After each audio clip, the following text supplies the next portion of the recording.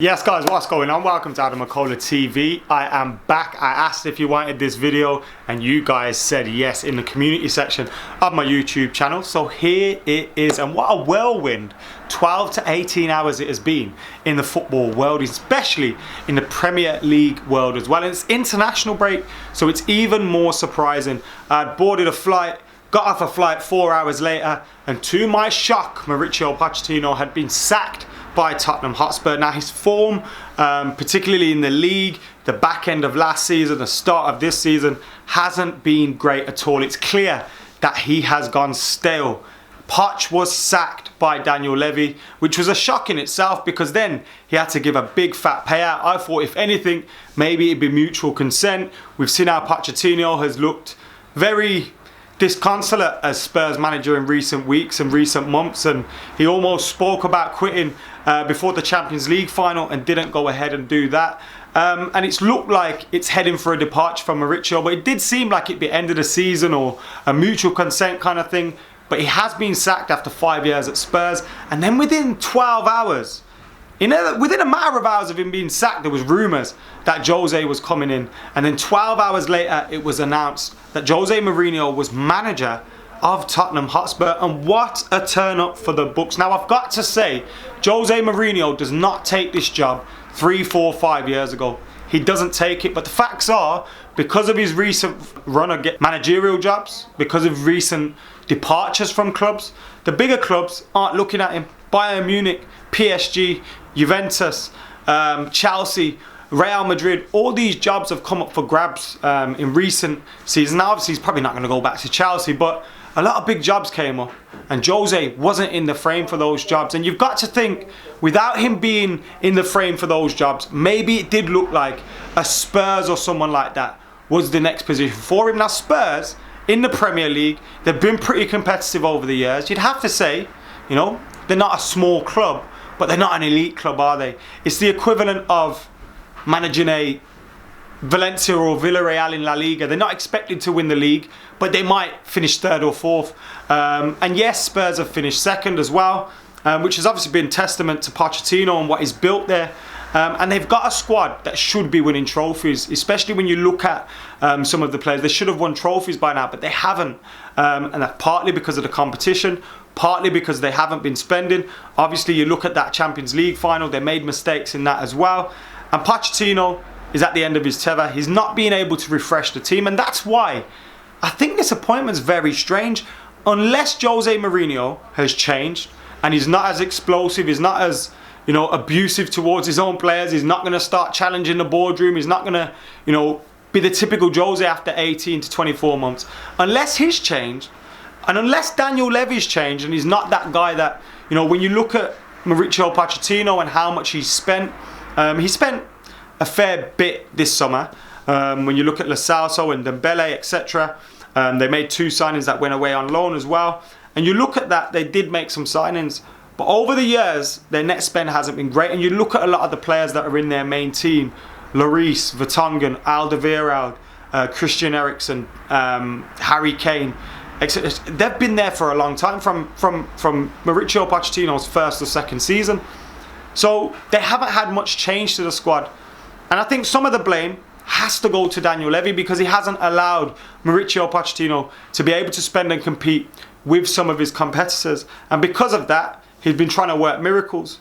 But then some would argue that with the team that they had and the team that he built, he should have been winning trophies. Did he not take those domestic cups seriously enough? Because if he wins a domestic cup, you keep the players hungry. You keep the players, they've got a taste for a trophy now, and now they want to build on that and try and do something. And I do think, inevitably, Poch was going to leave Spurs. Daniel Levy and him just weren't getting on. I think they were both to blame for some things, but I'd have to say the blame was to Daniel Levy. And if now he's going to change and spend money, which is what Jose Mourinho would want, then why didn't he give that money to Mauricio Pochettino? Because we've seen Mauricio Pochettino can invest money pretty well in terms of when you look at his transfer history. So it's a very odd appointment, and I think this is a recipe for disaster. I really do think it's a recipe for disaster. Poch got frustrated because of the lack of spending, the lack of wages, the lack of drive to compete with top clubs, not enough control. He was bemoaning the fact that they had to do an Amazon Prime series, which now, by the way, is going to be absolutely flames. I've already subscribed to Amazon Prime. So the fact that we're going to get to see Poch's sacking, all that turbulence from this season, and then Jose coming, and God knows what's going to happen with him. Whatever it's going to be Hollywood. And Jose Mourinho is always going to attract headlines, as we've seen at United and, of course, at previous clubs. So I don't get why Jose has taken his club, this job, unless it's promises that have been made that weren't made to Poch. And if so, is Levy leading him on a little bit? Now we're hearing Mourinho is happy with the squad. He thinks it's one of the best squads in the league. But there's a lot of those players there that are getting stale, may be leaving soon. They're not looking happy at the club. Now, potentially Eriksen could sign a new deal, Alderweireld could sign a new deal, and they could be like, we want to play for Mourinho. But, you know, if they don't and they leave, he's going to need big bucks to spend. And is Daniel Levy going to let him spend that money? And then we will see a Jose Mourinho cracking in 12 to 18 months, talking about the fact that they haven't been given enough money to spend. They're not competing with the big clubs. And, you know, he's having to work miracles and don't call me a manager, call me a head coach, and all that kind of stuff, which Pochettino was bemoaning. I really do think this is going to lead down that way eventually. But at the same time, there's no doubting that Jose Mourinho is a manager that can win trophies. We saw that at United, and because of that, when he comes to the club on December the 4th, which, by the way, what a game we've got ahead now. We're obviously going to give him a good reception because he won the Europa League, the League Cup for us. But after that, when the game starts, it's going to be epic, isn't it? United against Spurs, Ole against Mourinho. Who would have thought that? Who would have thought that 24 hours ago? Never mind 2 months ago. Who would have thought that? None of us would have thought that. Crazy stuff that's going to go happen now. And it's just an interesting appointment. Now, we also have on the flip side, with Mauricio Pochettino, he's now available. Now, he's been linked to Manchester United for an awfully long time as Mauricio Pochettino, linked to the club for a massive amount of time. Now, other clubs will want him too. Bayern Munich may be in the frame for him. Real Madrid may be in the frame for him. There's a whole host of other clubs that will be looking at Pochettino if their manager isn't going to stick around. And you're looking at that and you're thinking, United now, Ole's going to be under immense pressure no matter what game he drops points and all. Now, I think it's a bit disrespectful to be saying, get Poch in now. But we know what Woodward's like, and if he knows there's someone available, if Ole doesn't bring in the results, then he's going to start getting itchy and he may pull the trigger with the knowledge that Pochettino is available. Now, me personally, if Pochettino was going to be Man United manager, I'd give Ole up until at least, you know, the end of the season. Let's see what happens. Because one, Poch needs a rest. Mentally, physically, he looks fatigued from the job that he's just done at Spurs. Now, that may be a case that he'll go, and that's what I mean. He'll go to another club and Woodward may get, you know, itchy feet and think, oh, I've got to get him. But I think if it was we have to allow Ole time. We have seen signs of improvement. We have seen signings coming in that are looking pretty good for us. And, you know, we're starting to see gradual signs of improvement. Now, we could lose against Sheffield United. We could lose a run of games. And then we're starting to say again, is Ole the man for the job? As we know, in football, things turn around very quickly. But there has seemed to be some improvement, and it'd be silly to just throw that all away and hope for something elsewhere with another manager like we have done before when we've missed out on a manager, then gone for him later like we did with Jose Mourinho. So, look, Ole deserves the respect. He's currently the manager, and at the moment, things are going okay. They're not going perfect, I know that. The start of the season wasn't great at all, the worst start to the season in 30 years. But in recent weeks, we seem to have picked up now. Is that going to continue after the international break? You'd hope so. But if it doesn't, all the talk is going to start again about Mauricio Pochettino in, Ole Gunnar Solskjaer out. And you can just see it happening because there's already those fans that are on Ole's case. You know, the Ole out brigade and all that, whatever they are on Twitter. They're already on his case.